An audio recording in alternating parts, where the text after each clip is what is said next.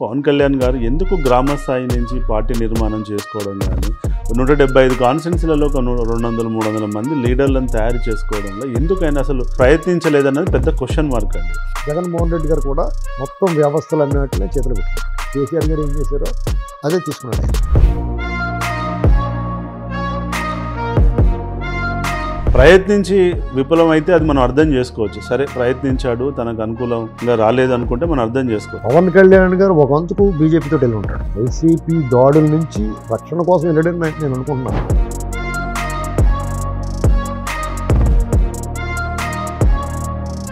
నమస్తే ఫ్రెండ్స్, నేను మీ Errabelli Rajinikanth, political analyst. నేటి భారతం ప్రోగ్రామ్కి స్వాగతం. మరి అసలు మీరు అన్నట్టు ఇప్పుడు గత 2019లో టీడీపీ ఓడిపోయి వెంటిలేటర్ మీద ఉన్నప్పుడు అటు బీజేపీ సపోర్ట్ పవన్ కళ్యాణ్ గారు దొరికినప్పుడు పవన్ కళ్యాణ్ గారు ఎందుకు గ్రామ స్థాయి నుంచి పార్టీ నిర్మాణం చేసుకోవడం కానీ, మండల స్థాయి నిర్మాణము, నియోజకవర్గ స్థాయి నిర్మాణం చేసుకొని 175 కాన్స్టిట్యున్సీలలో ఒక 200-300 మంది లీడర్లను తయారు చేసుకోవడంలో ఎందుకైనా అసలు ప్రయత్నించలేదన్నది పెద్ద క్వశ్చన్ మార్క్ అండి. ప్రయత్నించి విఫలమైతే అది మనం అర్థం చేసుకోవచ్చు. సరే ప్రయత్నించాడు, తనకు అనుకూలంగా రాలేదు అనుకుంటే మనం అర్థం చేసుకోవచ్చు. యాజ్ అనలిస్ట్గా నేను చెప్పాలనుకున్న ఏంటంటే అసలు నేను ప్రయత్నమే చేయలేదు. ఎంతసేపు మీటింగ్లు పెట్టడము, ఈవెంట్ మేనేజ్మెంట్ చేయడము, ఆయన చుట్టూ తన ఫ్యాన్ బేస్ని తిప్పుకోవడమే తప్ప కానీ ఆ వచ్చిన ఫ్యాన్ బేస్ను కూడా ఒక గ్రామ స్థాయికి తీసుకెళ్ళి నాయకత్వాన్ని తయారు చేసే దాంట్లో ఆయన మొత్తానికే ఫెయిల్ అయ్యాడు అన్నది నా అభిప్రాయం అండి.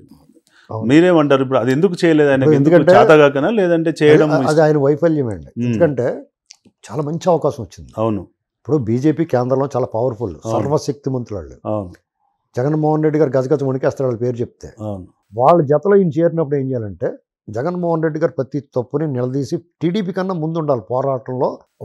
ఓరాహోరి వీళ్ళగానే ఎక్కువ పోరాడాలి. టీడీపీ వాళ్ళు జగన్మోహన్ రెడ్డితో పోరాటం కంటే వీళ్ళతో ఇబ్బంది రావాలి. అటువంటిది విచిత్రంగా సైలెంట్గా ఉన్నాడు ఆయన. అసలు బీజేపీ కూడా నేనేమనుకున్నానంటే ఇందులో బీజేపీ పాత్ర ఉంటుంది. పవన్ కళ్యాణ్ గారు ఒక వంతుకు బీజేపీతో వెళ్ళి ఉంటాడు. అంటే వైసీపీ దాడుల నుంచి రక్షణ కోసం వెళ్ళడం నేను అనుకుంటున్నాను. ఎందుకంటే టీడీపీయే తట్టుకోలేకపోయింది. ఇప్పుడు వాళ్ళు టీడీపీ వాళ్ళు 40 సంవత్సరాల చరిత్ర ఉంది ఆ పార్టీకి. అనేక దాదాపు ఆ పార్టీ ఆవిర్భావం తర్వాత 22 ఏళ్ళు పాటు వాళ్ళు అధికారంలో ఉన్నారు. ప్రతిపక్షంలో ఉన్నా కానీ చాలా ప్రభావవంతంగా ఉన్నారు. అటువంటి వాళ్ళు జగన్మోహన్ రెడ్డి గారు లాంటి నాయకుడిని, ప్రభుత్వాన్ని వాళ్ళు ఎదురు చూడలేదు ఎప్పుడు ఆ చరిత్రలో. అసలు వాళ్ళు ఎప్పుడు కూడా పోరాటం చేసిన చరిత్ర లేదు వాళ్ళకి. ఎందుకంటే రామారావు గారి గాలిలోనో లేదా చంద్రబాబు గారు పనిచేసే ముఖ్యమంత్రి ఈ ఊపిలోనే గెలిచేశారు తప్ప వాళ్ళు యుద్ధం అయితే చేసి గెలలేదు ఎప్పుడు. అది కాంగ్రెస్ వాళ్ళకి ఆ పోరాటం చరిత్ర ఉంది. టీడీపీతో వాళ్ళు జీవితకాలం పోరాడుతూనే ఉన్నారు కొంతమంది. 83 నుంచి 89 వరకు, మళ్ళీ 94 నుంచి 2004 వరకు ఆ పోరాటం అలవాటు ఉంది వాళ్ళకి. కాబట్టి వాళ్ళు ఎదుర్కోవడం కష్టమైపోయింది. జగన్మోహన్ రెడ్డి గారు కూడా మొత్తం వ్యవస్థలు అన్నట్లే చేతులు పెట్టుకున్నాడు.